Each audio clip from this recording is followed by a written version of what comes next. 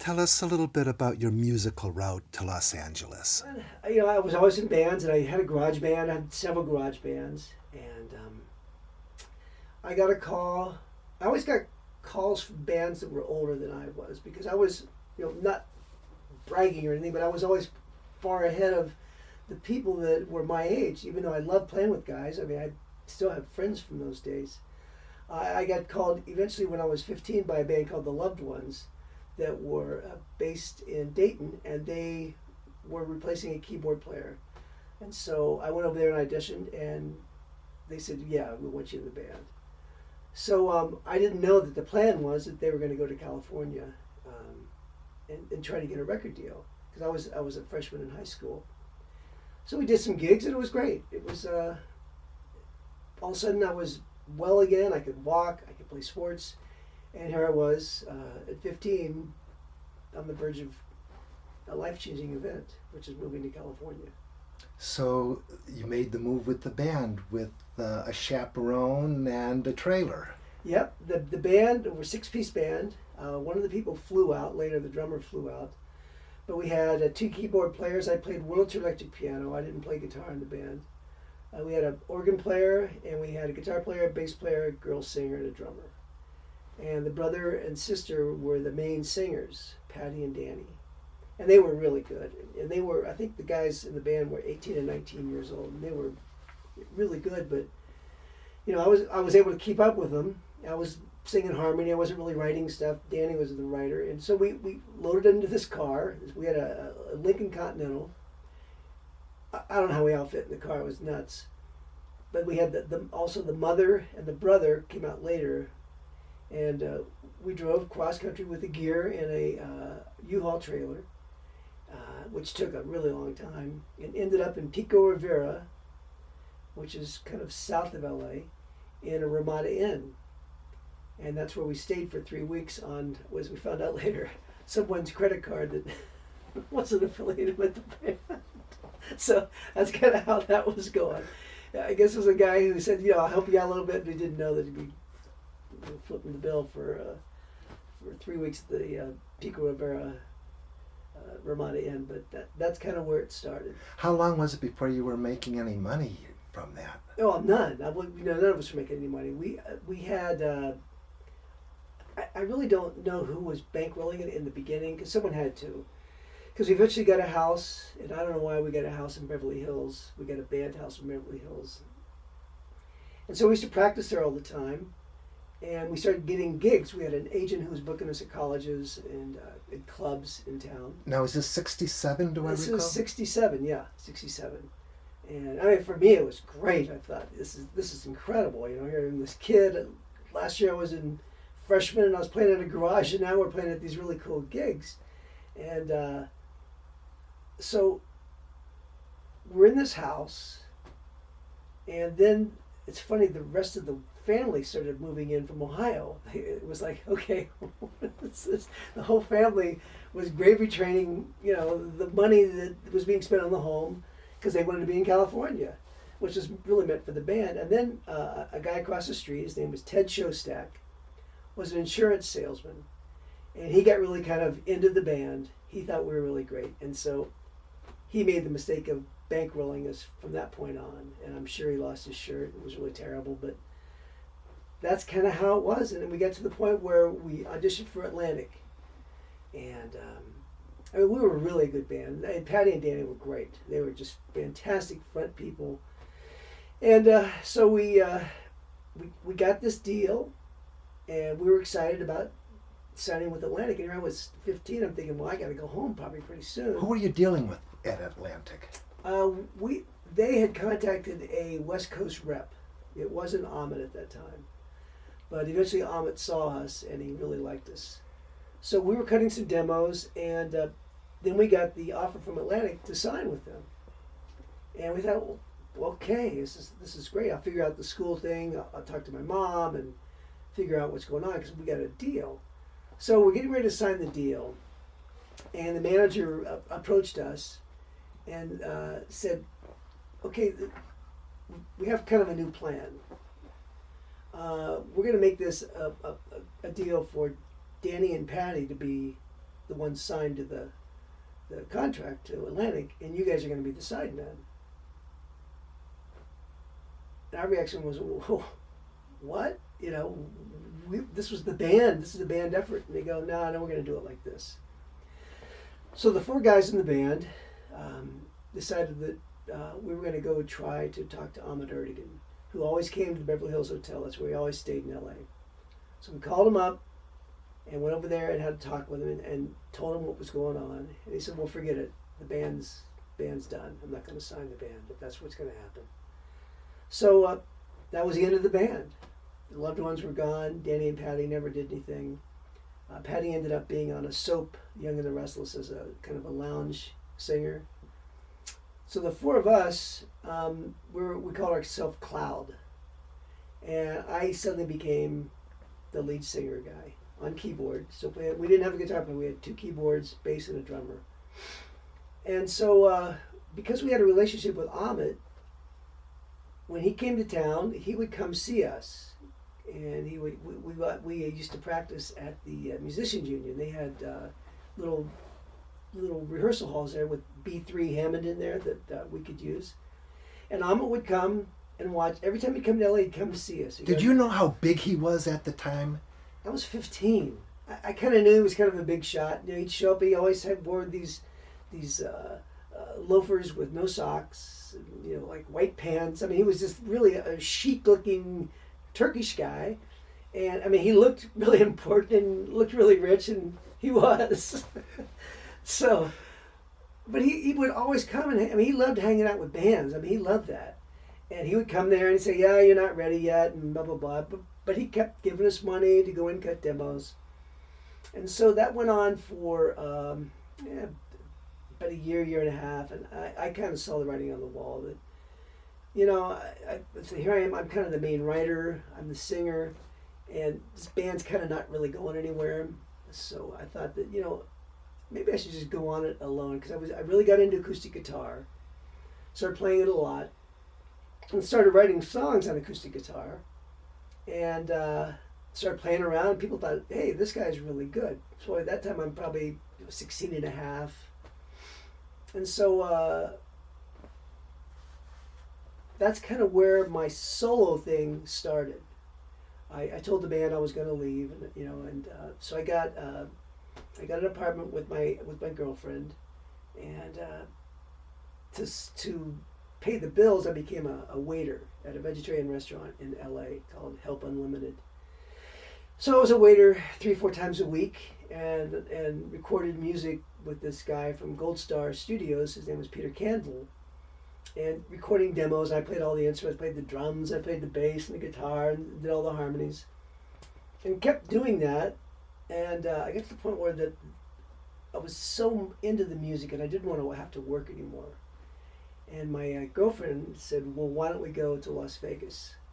And my parents lived there, and she was a runaway. I thought, oh, this is going to be a big hit. So finally I said, well, let's go. I just turned 18, and I just bought my first car, Volkswagen. And I remember before we left for Las Vegas, I went to the gas station and told the guy to check my water because we were going to Nevada. He goes, did you just get this car? I said, yeah, how could you tell? So found out I didn't need water. And so we left for Vegas, and that was kind of the beginning of the journey for me as a solo artist. And just kind of went on from there. And that's where you met Rodney? I did. I was staying at Marjorie's parents' house, and I had my own room. We weren't allowed to sleep together, obviously. You know, she was 16, I was 18. And so the parents kind of were, I mean, they were warm to me kind of, but you know, here I was, a hippie with their runaway daughter. I'd been lived with her for a year, and I can imagine what I would have thought if I'd have been the parent. And it was probably all true, but but you know, we were decent people. We weren't, you know, using drugs, at least not bad ones. And so I thought, well, I'm going to show them what I do. So every night they would have this little Pabst Blue Ribbon cocktail party in their kitchen. So I said, I play a little bit. And so it became kind of a thing where I played for them every evening at their house. And they thought I was just great. And that was such an icebreaker for me. Because suddenly I wasn't some derelict, hippie, drug user guy who's abusing their daughter. I became this guy who was a really talented singer-songwriter guy. And they just thought it was great. I'd sing them covers. And some original stuff. So I was looking around and I found this club at University of Las Vegas called The Kitchen. And I went to those guys and met the guy who was the head guy. And I said, hey, I'd like to come play here. And they said, well, we have like a music night, kind of a hoot night on Friday and Saturday.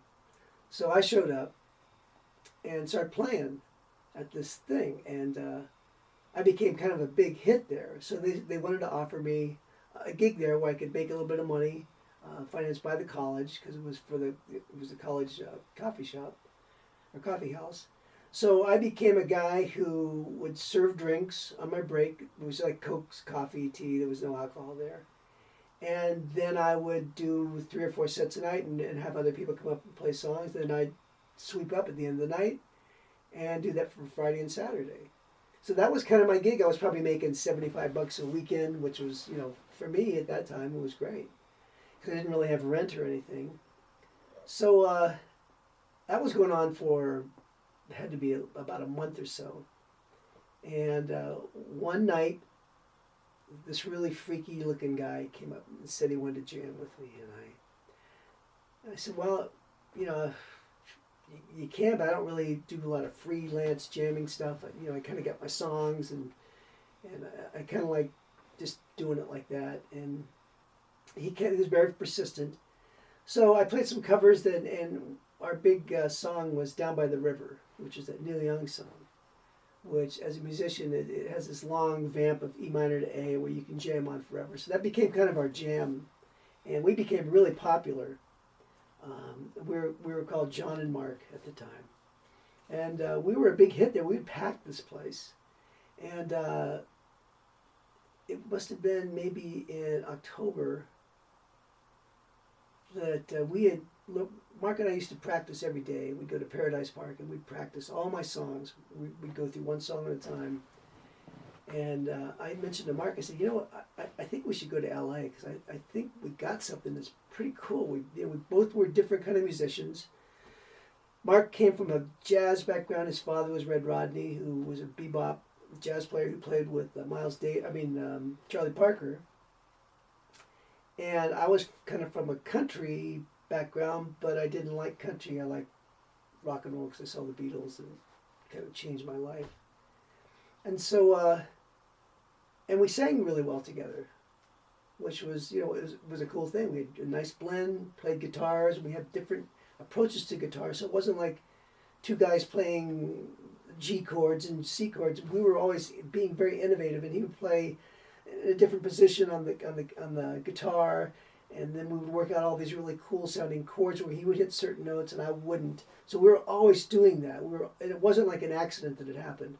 We worked on that stuff because we wanted to. Our whole thing was to go on stage, and people would see us and see a couple of hippies up there with a couple of acoustics and just blow their minds because we were so tight, and we were so into what we were doing, and we did.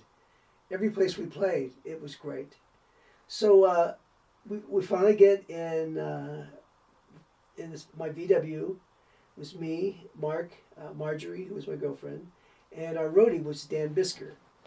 And we went to LA, and my friend Jerry Pasternak, who was the drummer in the band Cloud, who was the band I left, said we could stay at their apartment, 4 of us, for a while. So we slept on the floor, and so I called Beverly Hills Hotel on a whim, because I knew Amit was there. I didn't know when he was coming, and he picked up.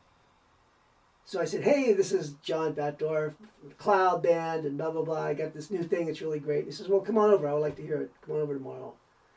So we went over to the Beverly Hills Hotel and walked in.